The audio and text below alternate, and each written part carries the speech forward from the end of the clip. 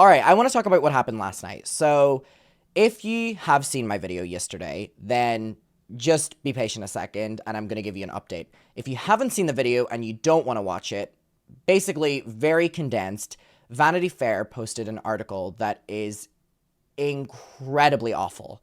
It is lying about me. It gets facts about me wrong for no reason. It paints me as a stalker. It paints me as a crazy person who solely for the past 3 years, day in, day out, has been posting videos on Colleen.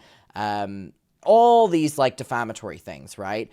And they didn't reach out to me for an interview. They didn't reach out to me for a comment, even at a bare minimum.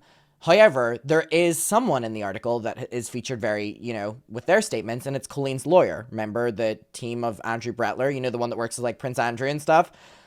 They got an opportunity to speak, but I didn't. But the entire article is painting me in a light that basically anything I say will be discredited. On Vanity Fair, by the way.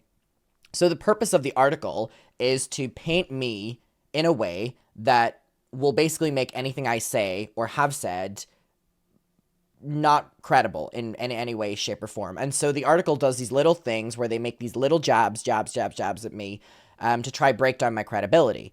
And even one of the last things the article says was, well, 3 years ago, what was Adam expecting? Sympathy? Things like that, right? And I didn't get reached out to for a comment, and the article is incredibly defamatory towards my character and paints the situation in a completely inappropriate and wrong way. I have a lot I want to talk about the response to the article, but I want to say something very clear at the start of this video, and this makes me very nervous to say.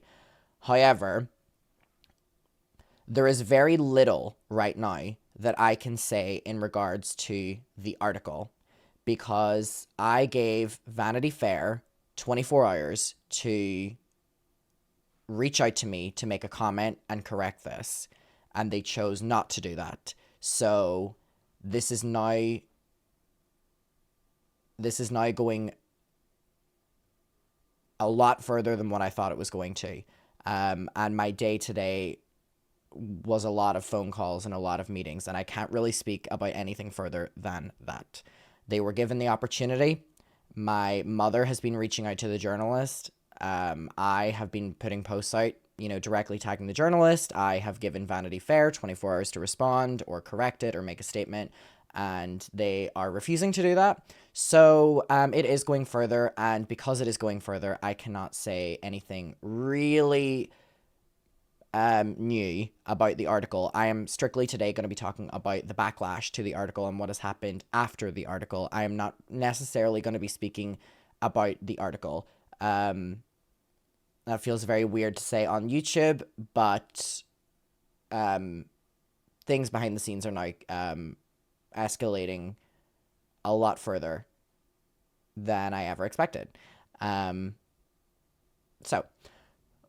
the one thing I do want to say about the article is that they made a correction to the article. So they know that the article has so many inaccuracies. Wait with me. Stick with me a second. They know that the article has so many inaccuracies and so many just minute details wrong about me. So Andrew Quintana, the journalist, and I will say his name because he's publicly on the record promoting this story and tagging me, by the way, and along the lines of the truth is finally out there, but yet he didn't reach out to me for comment, but was in Colleen's lawyer's ears, or they were in his. If you scroll down on this article, it says, this story has been updated. So, would you think, maybe they corrected their defamatory statements towards me? And a lot of people on specifically the Colleen Ballinger snark were saying, I wish Adam would start speaking more, by saying like in my opinions and allegedly and stuff like that. Don't need to say that whenever we're talking about things like this. I just want to get that out of the way first and foremost. So it says the story's been updated. So on the phone today, I was alerted that the story had been updated, not by anyone to do with Vanity Fair, but something I talked about previous. And we were searching through it, and there was one change made to the article, which means that Vanity Fair knew that there is inaccuracies in the story and chose to change something. Do you want to know what they changed? So this article says, a former fan, Adam McIntyre, a then 17-year-old, Ballinger was his idol, and her merch could be seen all over the Irish teenager's bedroom. This was the sentence in this entire article that was changed. The original thing said, McIntyre, who grew up in Brighton, England, which all it takes is a Google search to know that I am Irish. They got the country wrong. They didn't even get the city wrong. They got the country that I was born in wrong. So the journalist is, bragging on social media that he's put so much work into this. They got the country that I was born and grew up in wrong. I am not from England. I was not born in England. They got a factual thing wrong. They also got the city wrong. Like, not even that they got the country wrong. They got the city wrong. I'm not from Brighton, not from England. I'm from Derry in the north of Ireland. Irish citizenship. All of this is readily available online, down to even if you like searching Adam McIntyre, like where he's from, it'll say, Derry in Ireland. So they did zero research on my behalf of the article, and that is a big problem. This was the sentence that they changed, which has further solidified my point that they know that there's inaccuracies in the story, so much so that they tried to sneakily change a little thing. However, it's not going to stop at that, because this entire thing needs my comment. You can't say this about me and say things about Colleen and allow her legal team to respond and not even give me a tip-off that this is coming on Vanity Fair. So, again, in closing this part, before we go on to what happened next and what happened overnight, I can't say anything further. And I really won't be saying anything further other than just tweets here and there on this until I have an update for you. And we will leave it there. Now, what I want to talk about is what happened from last night to now, because things got a lot. Things got a lot online. So the journalist behind this, Andrew Quintana, is publicly attached to the article, as you can see here, and did so much as the following. On his Instagram, he had a public Instagram, which was attached to his journalist, thing. Like, it was, his username was literally Andrew Quintana Writes, like it was about his journalism, and it was a public page. Stick with me here. He, on his story, starts reposting stories about how great the article is and how much research went into the article and that he's been working on it for so long and finally everything's out there, and was tagging me. So this is how I found out about the article. And also, he posts on a grid photo the article and says, misinformation online is rampant. He says that, misinformation online. Only believe in trusted, reliable sources. I've been reporting on this topic for the last week. Hashtag Colleen Ballinger at the Adam McIntyre. So he tagged me and didn't even tag Colleen. Yet Colleen was given the opportunity to respond. Her lawyers did. I wasn't, but I'm the one tagged. This is how I found out about it, on his public Instagram. So then I repost this, and I'm like, okay, so this is the only way we can contact you, because he doesn't have Twitter. And then he turned off all his comments. So there was a post from ages ago that had the comments on. So I reshared it and was like, so can we comment on this one if you're now running and hiding after bombarding me with these posts and putting it on your story as well? And turned them ones off and then went private. On Twitter, let me show you. I want to address something first and foremost. On Twitter, Jessica Pizzle said the following, quoting me, saying that I was so upset whenever I got all the harassment from Colleen. And they go, remember that, Adam? So why are you doing the exact same thing? He is a man who wrote a bad article. He isn't Colleen. Your fans are acting like this. His whole life should be destroyed over it. This is gross. I hope you tell your fans to back off. They're doing too much and going too far. So And it's of me tweeting that his Instagram went private because of the backlash from him going private or public on Vanity Fair slandering me. So this person goes on to say, he directed his fans to go to his Instagram. By the way, public Instagram was tagged along with his public page. Nothing wrong with that. This is ridiculous to me. And if you're going to direct them to do that and take it too far, I feel a disavow is the least one can do. You can't control your fans, but he did control them to go harass this guy. Now, let me say something first and foremost. If you have the audacity to write a slander piece on me that literally, like, it is trying to ruin my entire reputation, right? And you are public on social media, your social medias are linked to your journalist page and stuff like that, you're publishing the article on Vanity Fair, it's fair game. It is fair game. It's fair game. I don't care. It's fair game. It is fair game. So I quoted this tweet and said the following. The journalist had a public Instagram attached to his articles in which he was tagging me. He had the audacity to tag me on the Instagram, on his story, on the posts, and his stories. So I'm not allowed to respond to him smearing me on Vanity Fair. I disavow sending hate, but imagine what he's now sending me with Vanity Fair painting me in this light. I asked people to go over there and ask why he didn't interview me and why he's lying on me. And you know what? As I should.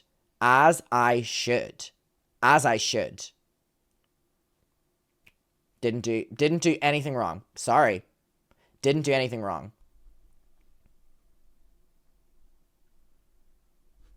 So then we go on, and I just want to kind of go through what happened on Twitter last night, right? So last night on Twitter, I'm going to kind of go through the timeline. So this is what's happening now. So Vanity Fair are doubling down on this article. However, they're running from this article. So that's all things that are going to be discussed. Not here publicly. So they did this tweet, and it was about the article. And it said the following. I can't even see it because they deleted it. So what ended up happening was Vanity Fair tweeted out the article along with a quote from the article that was like painting me in a bad light or something, or painting Colleen in a decent light or something. So I quote it on stream, as y'all saw if you watched the stream yesterday. And a lot of people go and interact with it. They get ratioed. They get like 300 quote replies. They get like 600 replies. Crazy numbers, right? People telling them to fact check. People telling them they're lying. People telling them why didn't they reach out to the person they're speaking about. All these different things. Vanity Fair end up deleting the tweet. They end up flat out deleting the tweet. Flat out deleting the tweet hours after getting all this backlash, so that all of these quote tweets would not get any interaction because the quote tweet has been deleted. And you know what they have the audacity to do? Tweet the same tweet an extra couple times so that all the previous backlash has now been deleted. They've now done these new tweets, and there's multiple of them, so the hate is more like spread out around the internet, so it doesn't look like so much backlash on one interview and tweet. And let me tell you something. That is not a good look. That is not a good look. So we're going to read through these tweets and talk about what happened last night. So I write, this article is laughable. The journalist is working closely with Colleen. The lawyer is quoted in the article, so they are working with Colleen's lawyer in some fashion. And the journalist is on the record lying about information about me that is proven that I told the truth about. They quote things against me that I have shown video and text proof of. Journalism moment. So again, this tweet was deleted, but they end up tweeting it again, hoping that we're not going to quote that one, so then they're not going to get backlash. And then I go, Dear Vanity Fair, your journalist, Andrew Quintana, published an incredibly defamatory article about me and includes many statements against me that have been proven incorrect. And it's a very malicious attack of character, and I would like to know why an article so factually wrong would be approved. So this was 22 hours ago. We gave them the entire day to respond, and that's why it's going further, just to kind of let you all know. And I go, he doesn't have Twitter, but the Instagram that he's posting the stories on, this is it. And I want to ask him why he worked on such a hit piece against me and didn't even, ask me for a comment. So there's his Instagram, which, is now... Hello?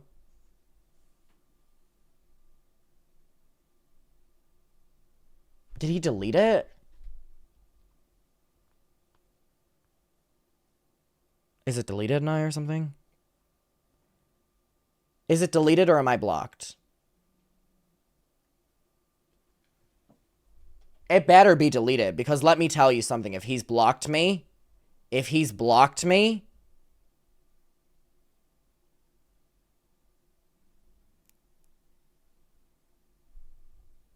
let me fact check this first. Hold on.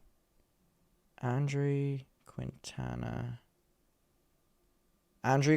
writes, if he's blocked me, let me tell you something. Instagram. Wait, where's his Instagram? Which one's his Instagram? Are we sure he's not just Instagram? Can someone send me the... Wait, let me look on my phone. Because I think it might just be that my computer is not picking it up. Okay, wait. I think it might just be that. He's blocked me. He's blocked me.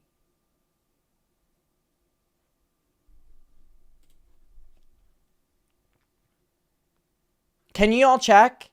Can you check that it's not just deleted? Please, can people go and check? Is his Instagram still there on private?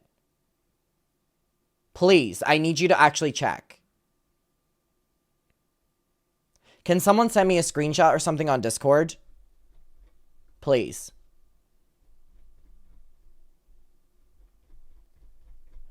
Oh, you...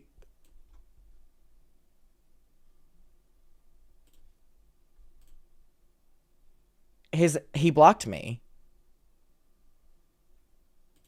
Okay, let me tell you something. I can't even...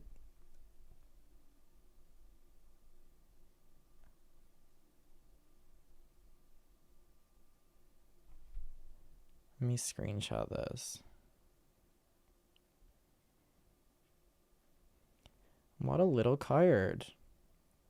What a little coward. Hold on, sorry, I just find this out on stream. Andrew Quintana, the writer of the hit piece against me from @Vanity Fair, has just blocked me on Instagram. Post the screenshot.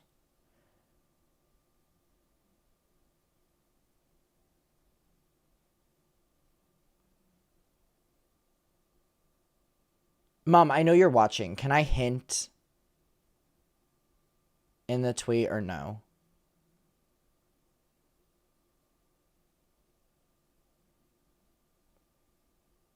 I'm waiting for her text.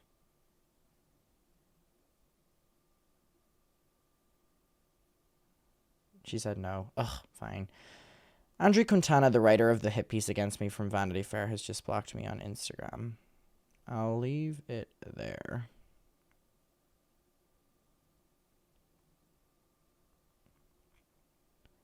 Okay. I said I'll leave it there, but just wait. Come on, you have to let me something here.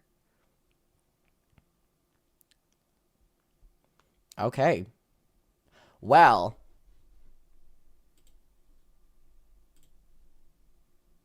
Ooh. We gave him the opportunity to reach out to me for comment and he blocked me after writing a hit piece. Ooh.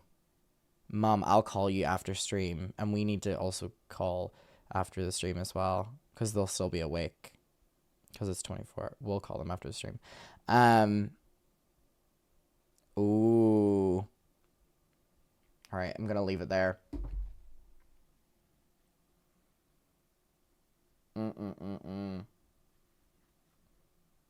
You can't do that.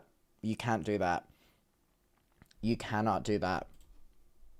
You can't do that.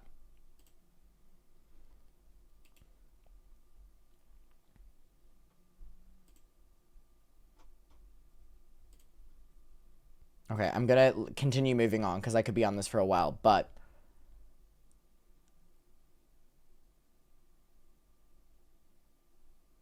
hold on. I need to write this in the group chat of journalists that I'm in. Andrea Quintana didn't respond to any of the like reach outs that we did and instead has blocked me on Instagram. Okay, we're gonna move on. We're gonna move on, but we're gonna deal with that. We're gonna deal with that. We are gonna deal with that.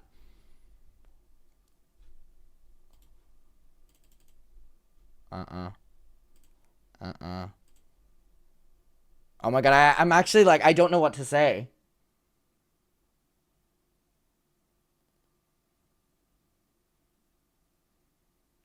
How do you block someone after writing an entire article about them that defames them?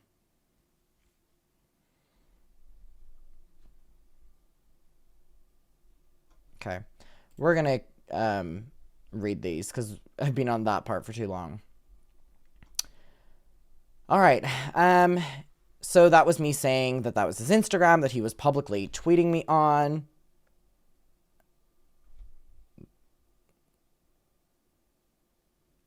Yeah, I know. I know. The journalists are shocked.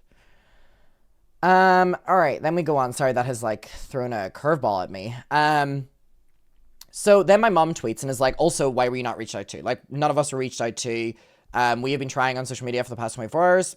Didn't hear anything.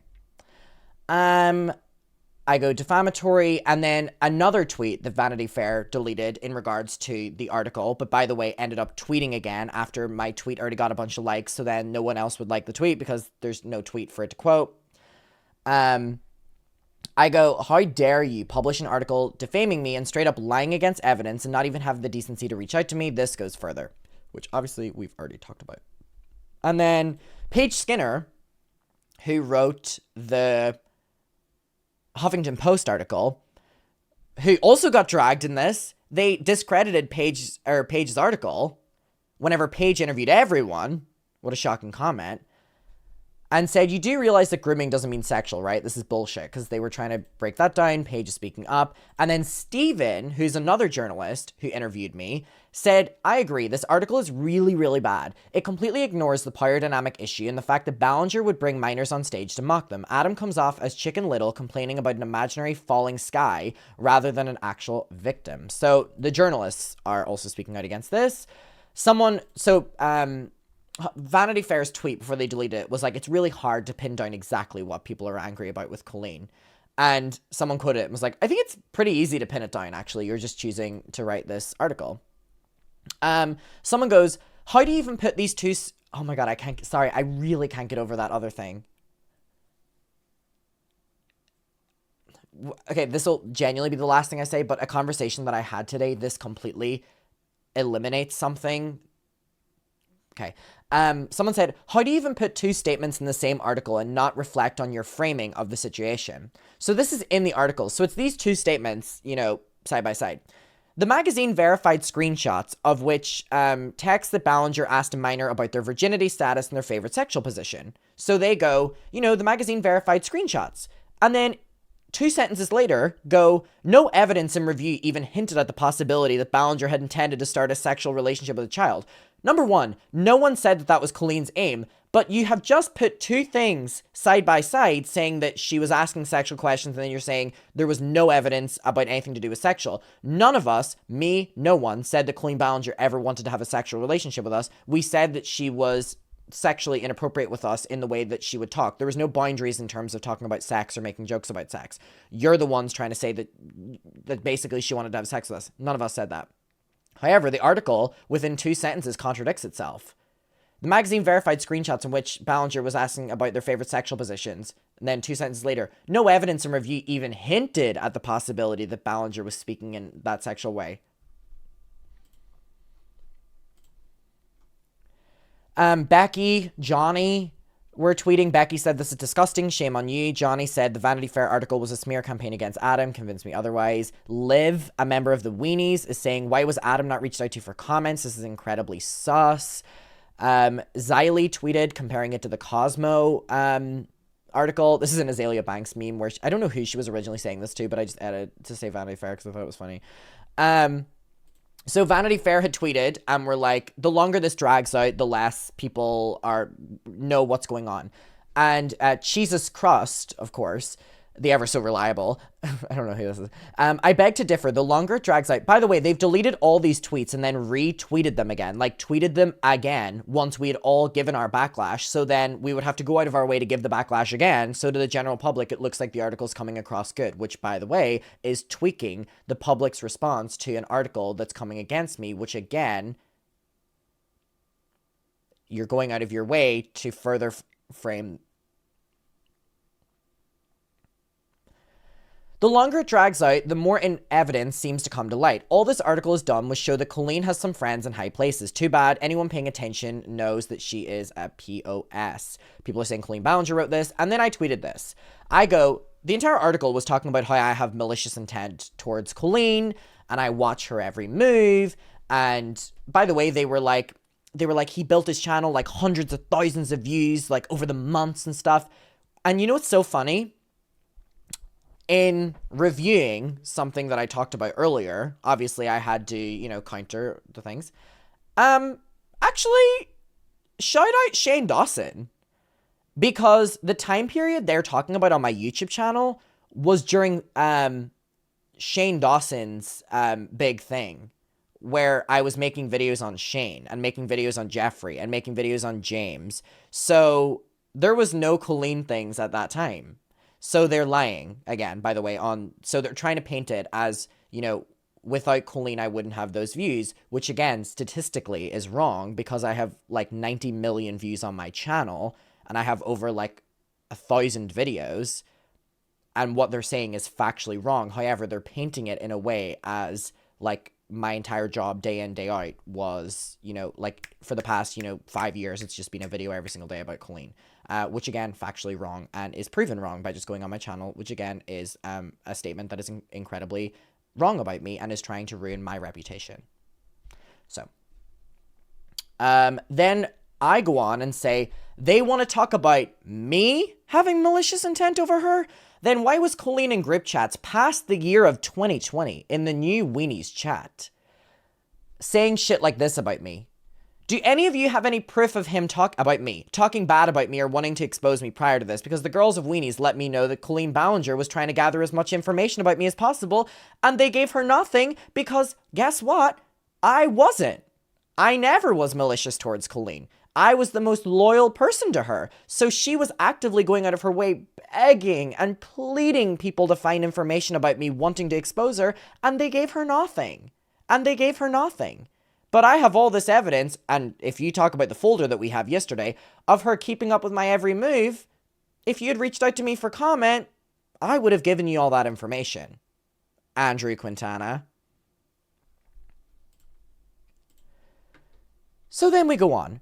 Paige responds, who wrote the article about the Huffington Post, and says, why did you write that my article didn't do its due diligence? I did my due diligence. This is such bullshit, which is also just crazy. Look, all the journalists. Kelsey, who I love, they're violently wrong. Kat, I adore. It's condescending and wrong. Ellie as well. This is bullshit. Steven, completely uncalled for in there. Like, the journalists are criticizing this new journalist. Like, they're all like, what the fuck did you just do? But also, they're saying that Paige's article didn't do its due diligence, even though, didn't Paige interview all of us? Did Vanity Fair interview anyone except for Colleen's lawyers? Nope. So then we go on, and we have people saying about their contact information because he was trying to run and hide on social media. It does not work like that. I'm sorry. It does not work like that. You cannot do something like this, block me, and then run away. It doesn't work like that. It does not work like that at all. Does not work like that.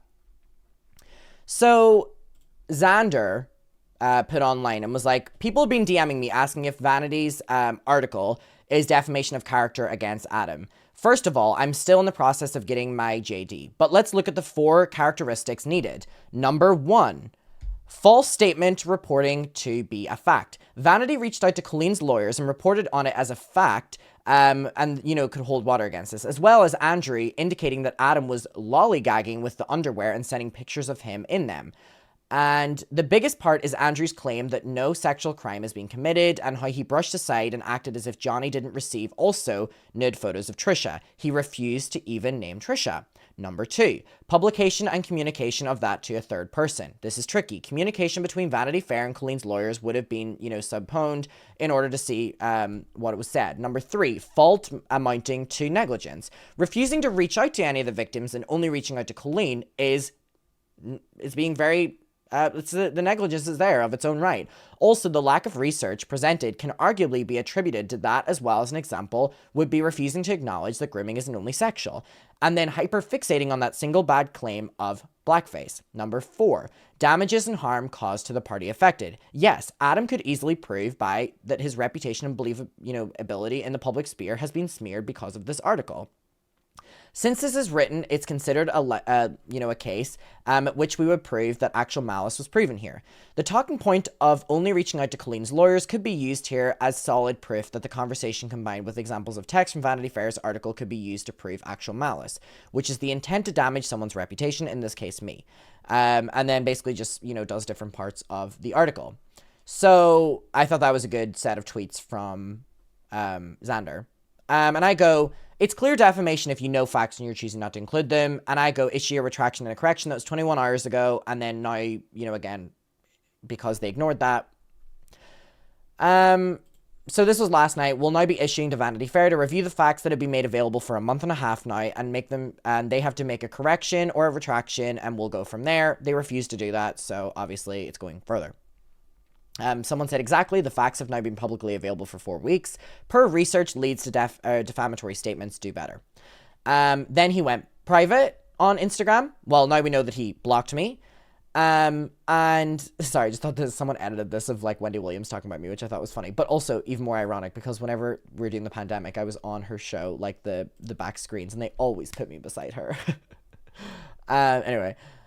So Paige said, hey, if you're rich enough, you can pay for scandals to go away. Allegedly, we don't know if she had any involvement in that, but I mean, the article only did quotes from her lawyer, but still, we don't know if anything further was involved in it. Paige tweets out the article that, she made, the really great one. Graham, who was a member of the Weenies are now coming out, and goes, I edited the Wendy photo. It was so good. Thank you. Graham goes, oh, fuck off. We know the exact truth because we literally lived through it. The information on everyone who's a victim of hers is easily accessible. Another member of Weenies speaking out against the article, but they would have known this if they reached out to the people involved. Graham goes on, the absolute disgusting irony of this being compared to how right-wingers have been attacking the LGBTQ plus community as groomers when so many of her victims themselves are LGBTQ plus people and would never throw that word around carelessly. Colleen is an actual groomer and should be called that. I thought that tweet from Graham was really, really, really good. All right, so they did all these tweets. Here is like one of their editor-in-chiefs. And then we go on, and so here we have this one I thought was good. This excerpt is so telling about Colleen's PR strategy or whatever is going on here, right? Provide a disproven accusation with an extremely serious and credible accusation, only address the disproven one and act as if nothing happened, clear and blatant manipulation, and the article is defamation. So, what they're saying is provide a disproven accusation and then also say a very serious one and only address the disproven one so it looks like you're addressing the allegations, but you're not. So here we go. Performing a Beyonce song in blackface. So that's the one that they're disproving. Then they're not disproving to texting a sex worker's nudes to a minor. And then they finish the paragraph just focusing on the blackface.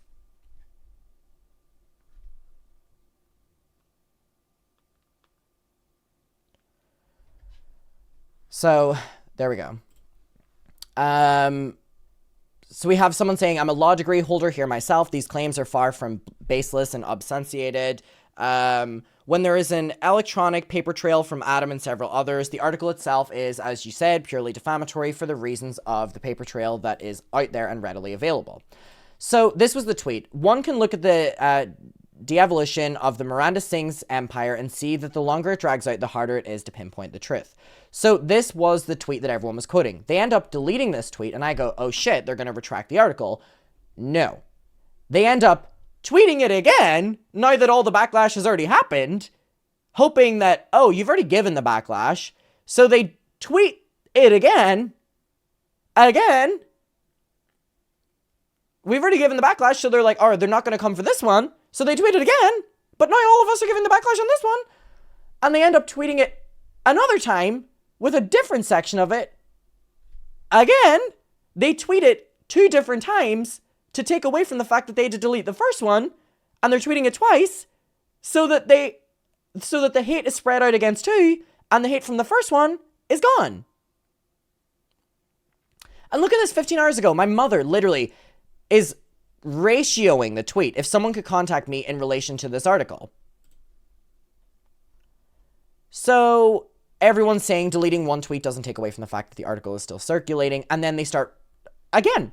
They're just tweeting it to diversify where the backlash goes. So, motherfucker, I tweet the same thing again. So someone tweets Vanity Fair on a random tweet because they were deleting all of them, so they respond to this random one.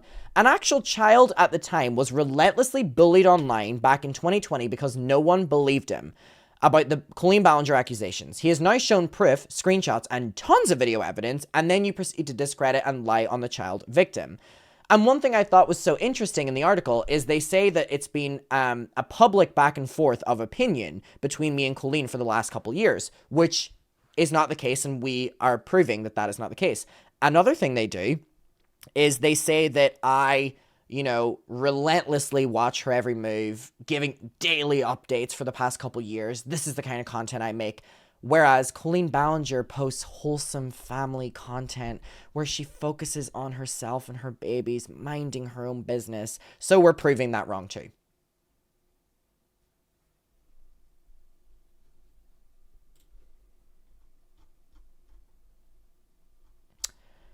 So that is what has happened so far. I can't believe he's blocked me. That is what's happening. That is the update. I will leave it there. I appreciate the support on people defending me on social media with this. I mean, this is completely different to if an article like this would have came out in 2020. So I appreciate that. I really, really, really do. And I appreciate people taking the time to look into this story. Oh my God, it's Selena Gomez's birthday. Right? No, she's the 22nd of July. Is that correct? If that's correct, I think it's the 22nd of July. 1992. 22nd of July, 1992. Okay, why is it trending today then? Anyway, sorry. Don't even know what I was talking about. But whatever. Yeah, that's the update. So I will talk to you all very soon. Thank you for being here, and I appreciate the support and taking the time to look at the facts and forming an opinion of this rather than whatever the bullshit was that Andrew Quintana did. And my closing point is, fuck you, Andrew Quintana. Fuck all the way off. And unblock me. Talk to me. Seriously.